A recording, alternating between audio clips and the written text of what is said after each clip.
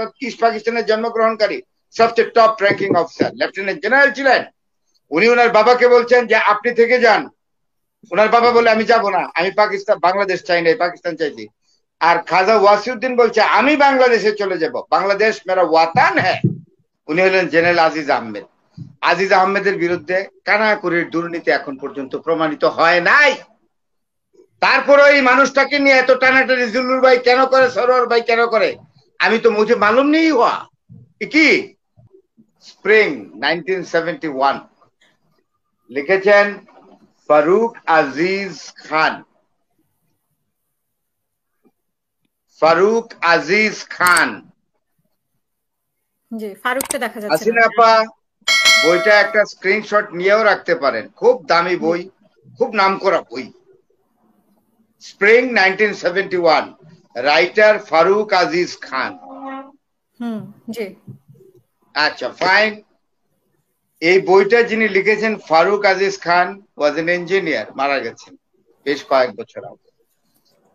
তিনি তাজউদ্দিন আহমেদের পিএস ছিলেন, প্রাইভেট সেক্রেটারি যখন প্রবাসী সরকার গঠিত হয়। He was the private secretary to the prime minister আপনার তাজউদ্দিন আহমেদ। এখন যে কথাটা হচ্ছে এইখানে উসমানী সাহেব কেন থাকেননি, সারেন্ডার সেরিমনিতে উনি একদম পুরোপুরি ব্যাখ্যা দিয়েছেন এটা। এবং he was not a political figure and he was not a biased person. আমি যেটা বলছি সেটা হলো এটার মধ্যে যেটা এসছে একদম অথেন্টিক বই। উনি 9 মাস শহীদ তাজউদ্দিন আহমেদের সঙ্গে ছিলেন।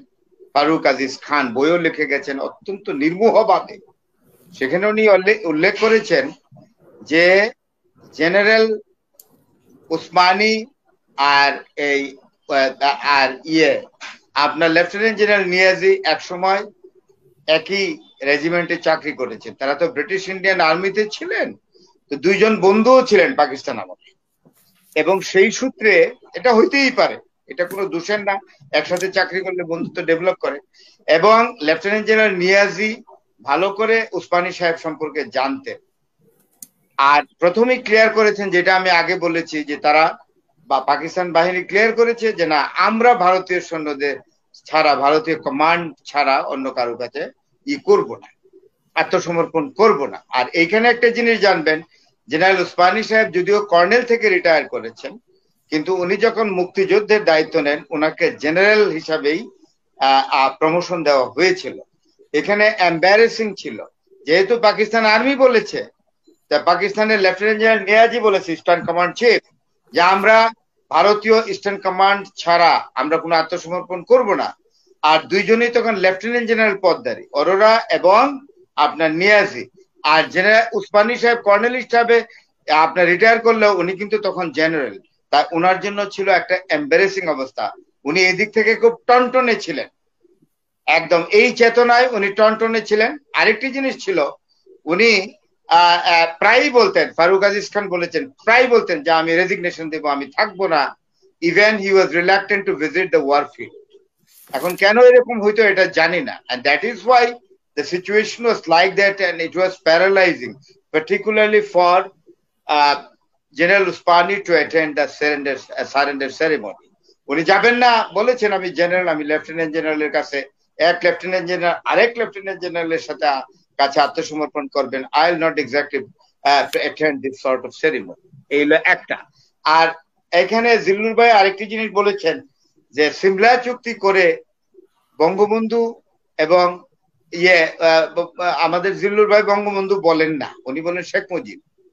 আচ্ছা, এটা ওনার কনসার্ন, সারা দুনিয়া জাহান বলে বঙ্গবন্ধু, উনি এটা বলতে চান। যাই হোক, আমরা যে নেতাকে যা বলার এটা বলি আর কি। তো যাই হোক, ভুট্টো সাহেব আর বঙ্গবন্ধু আর ইন্দিরা গান্ধী সিমলা চুক্তিতে করে তাদেরকে মানে 93,000 সৈন্যকে নিয়ে যাওয়া হলো। এবং যতজন ছিল আপনার ওয়ার ক্রিমিনাল হিসেবে যে কজন হয়েছিল, ইন্ডিকেটেড হয়েছিল, তাদের বিচার হয় নাই। আসলে সমস্যাটা ছিল অন্য জায়গায়, বাস্তবতা চিন্তা করতে হবে। আপনি কি জানেন আমাদের বেঙ্গল রেজিমেন্টের একটা বড় অংশ পাকিস্তানে ছিল তখন আটকা, এবং অনেক সিভিল সার্ভেন্ট ছিলেন। আপনি বললেন আজকে আশরাফুদ্দৌলা সাহেবের কথা উঠেছে, he was the deputy secretary and he was working in Quetta. ওইখানে তিনি বন্দী ছিলেন, আসাফুদ্দৌলা সাহেব, এবং অনেকেই পাকিস্তানে আটকা ছিলেন, অনেকেই। এবং সবচেয়ে বড় কথা, শফিউল আজম সাহেবের মতো সেক্রেটারি র্যাঙ্কের লোক পাকিস্তানে আটকা ছিলেন। উনি চিফ সেক্রেটারি ছিলেন এক সময় পাকিস্তানে।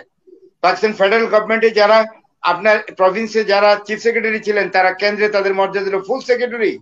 এই সকল লোকেরা, এই সকল সিএসপিরা তো পাকিস্তানে আটকা ছিল। ভুট্টো ডাইরেক্ট বলে দিচ্ছে যে আমার সৈন্যরা যারা এখানে বন্দী হয়েছে তাদেরকে যদি বিচার করা হয় তাহলে আমি বাঙালি অফিসার এবং মিলিটারি অফিসারদের বিচার করবো। আরেকজন লেফটেন্যান্ট জেনারেল খাজা ওয়াসিউদ্দিন, আমি তাকে অত্যন্ত সম্মান করি। তিনি, তার বাবা কিন্তু হলো, আপনারা জানেন, এগুলো বলতে হবে, জানতে হবে আমাদের। লেফটেন্যান্ট জেনারেল খাজা ওয়াসিউদ্দিনের বাবা খাজা শাহাবুদ্দিন, খাজা শাহাবুদ্দিনের বড় ভাই খাজা নাজিম উদ্দিন। খাজা শাহাবুদ্দিন ফ্রন্টিয়ার প্রভিন্সের গভর্নর ছিলেন। না না, আমি বলি, শেষ করতে হবে হাসিনা পা। এবং উনি আইয়ুব খানের তথ্যমন্ত্রী ছিলেন। খাজা ওয়াসিউদ্দিন ছিলেন বাঙালিদের মধ্যে, অর্থাৎ ইস্ট পাকিস্তানের জন্মগ্রহণকারী সবচেয়ে top ranking officer, lieutenant general ছিলেন। উনি ওনার বাবাকে বলছেন যে আপনি থেকে যান। ওনার বাবা বলে আমি যাব না, আমি পাকিস্তান, বাংলাদেশ চাই না, পাকিস্তান চাইছি। আর খাজা ওয়াসিউদ্দিন বলছে আমি বাংলাদেশে চলে যাব, বাংলাদেশ মেরা ওয়াতান হ্যাঁ, এখানে আমি চলেই যাব, আপনি থাকেন পাপা, আপনি থাকেন, আমি থাকবো না। তখন এই যে লেফটেন্যান্ট জেনারেল খাজা ওয়াসিউদ্দিনের প্রতি বঙ্গবন্ধুর অনেক টান ছিল, কারণ খাজা ওয়াসিউদ্দিনের সেন্টিমেন্টটা কে বঙ্গবন্ধু সম্মান জানাতেন। তাই এই ধরনের যারা আটকা ছিলেন বাঙালি অফিসারদের এবং সেনাবাহিনীর কর্মকর্তাদের এবং ট্রুপস যারা ছিল, এবং ভুট্টো যে থ্রেট করেছিলেন যে তাদের বিচার করবো, তাহলে বঙ্গবন্ধু এই জায়গায় কি করবেন? সুতরাং বন্দি বিনিময় চুক্তি করতে হয়েছে এবং তাদেরকে ফিরিয়ে আনতে হয়েছে। আমরা তো আটকা ছিলাম, ওইখানে আমাদের সমস্যা, এগুলো তো বুঝতে হবে। আর সুইস ব্যাংকের টাকা সম্পর্কে বলা হয়েছে, সুইস ব্যাংকের টাকা এখন আমাদের মাননীয় প্রধানমন্ত্রী নেত্রী বলে দিয়েছেন, টাকা যারা পাচার করছো ভালো ভালো টাকাগুলো ফেরত আনো, তা না হলে তোমাদেরকে দেখা হবে। এরপর থেকে সুইস ব্যাংক, অমুক ব্যাংক, যেখানে যেখানে টাকা পাচার করা হয়েছে, money is exactly is being return. এবং তখনই জিল্লুর ভাই সারা বছর বলে গেছে যে অর্থনৈতিক অ্যাকিউট ক্রাইসিস হবে এবং অর্থনৈতিক অভ্যুত্থান তৈরি হবে। জিল্লুর ভাইয়ের এই স্বপ্ন খান খান হয়ে যাচ্ছে। এখন জিল্লুর ভাই পড়েছেন টেনশনে। উনি যে প্রেডিকশন দিয়ে গেছেন যে অর্থনৈতিক মহামন্দা তৈরি হবে, হ্যাঁ হ্যাঁ, ডিপ্রেশন তৈরি হবে, ইকোনমিক ডিপ্রেশন, মহামন্দা, এই সুযোগে জিল্লুর ভাইদের তর করে ক্ষমতা নিয়ে নিবেন, হ্যাঁ, গণ অভ্যুত্থান তৈরি হবে, যে সেটা আর হচ্ছে না। কারণ সমস্ত পাচারকৃত টাকা বাংলাদেশে চলে আসছে। আপনার ডলার সংকট খুব অতি অল্প সময়ের মধ্যে আপনার শেষ হয়ে যাবে। জিল্লুর ভাই সত্যি কথা বলেছেন, আমাদের এখন ফরেন রেমিটেন্স বেড়ে যাচ্ছে, এবং ফরেন রেমিটেন্স বেড়ে যাওয়াই জিল্লুর ভাইয়ের প্রেডিকশন ডিসপ্রুভড হয়ে যাওয়া, এবং সরকার ইকোনমিক প্রবলেম আর থাকছে না, এবং বাংলাদেশ যে সোনার বাংলা, সুখী সমৃদ্ধি বাংলাদেশ দ্রুত গতিতে এগিয়ে যাবে, এবং দেখবে বাংলাদেশ বিশ্বের বুকে মাথা তুলে দাঁড়িয়েছে গৌরবে সৌরভে। উনি হলেন জেনারেল আজিজ আহমেদ। আজিজ আহমেদের বিরুদ্ধে কানাকুড়ির দুর্নীতি এখন পর্যন্ত প্রমাণিত হয় নাই। তারপরে এই মানুষটাকে নিয়ে এত টানাটানি জিল্লুর ভাই কেন করে, সরোয়ার ভাই কেন করে, আমি তো মুঝে মালুম নেই হওয়া কি।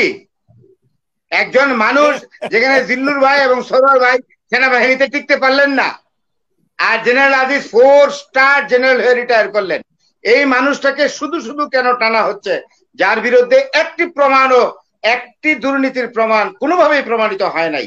যাদের বিরুদ্ধে এই পর্যন্ত দুর্নীতি প্রমাণিত হয়েছে, হাসিনা আপা আপনি সাক্ষী, আমি তাদের পক্ষে একটি কথাও বলি নাই, কিন্তু যার বিরুদ্ধে দুর্নীতির কানা করিও কোনো প্রমাণিত হয় নাই, তার পক্ষে আমি কথা বলবো। ধন্যবাদ। অসংখ্য ধন্যবাদ আপনাদের তিনজনকে। ফরাজ ভাই, জেনারেল আজিজ কিন্তু আপনি বললেন যে দুর্নীতিবাজ না, এটা তো জাতির লজ্জিত। হাসিনা আপাকে জিজ্ঞেস করেন কোন একটা প্রমাণ পাইছে কিনা এখন পর্যন্ত, physical, is there any documentary proof? আমি তো ইনভেস্টিগেটর জার্নালিস্ট। জেনারেল আজিজ দা, আপনি তো আলোচনাই দেখছেন, কেউ কিন্তু বলে নাই যে we have got the document to prove it. আমরা তো মানব জমিনে একটা রিপোর্ট দেখলাম। মানব জমিনের এই যে মতিউর রহমান সাহেব, he is in trouble now because he has exactly given a fake report. না না, এটা ফেক রেকর্ড উনি দেন নাই। উনিও বলেছে যে আমি বুঝতে পারি, না, ওনার উনিও তো বলেছে যে আমি তো অতটা রেকি করি নাই। কেন ওই দিলেন যে এটা? আপনারা ওনার মতো একজন আপনারা সাংবাদিক ডিবি না বললে পাঠাইছেন, শোনেন, তো বলেন। ডিবি রে কি বলবে এখন? ডিবি ফরাদ ভাই, ওগুলো বলে আপনারা লাভ তো নাই। এবং জি বেনজির সাহেব, তারপরে মতিউর রহমান, ছাগল মতিউর, তাদের সম্পর্কে না না, একটা পক্ষ প্রথম হচ্ছে কথা বলে নেই। আজিজরাই তো কিন্তু মাথা যার ঘুরে ঢুকালো, সম্পর্কে শোনেন, এবং যার বিরুদ্ধে আজিজরাই তো কানাকড়ির আর্মস ডিলিং দুর্নীতির করলো। অভিযোগ নাই, তাকে নিয়ে এত হেনস্থা কেন? তার বৈধ পিএইচডি নিয়ে কথা বলা হয়, এটা খুব দুঃখজনক, দুঃখজনক। জি অসংখ্য ধন্যবাদ। ধন্যবাদ আপনাদের।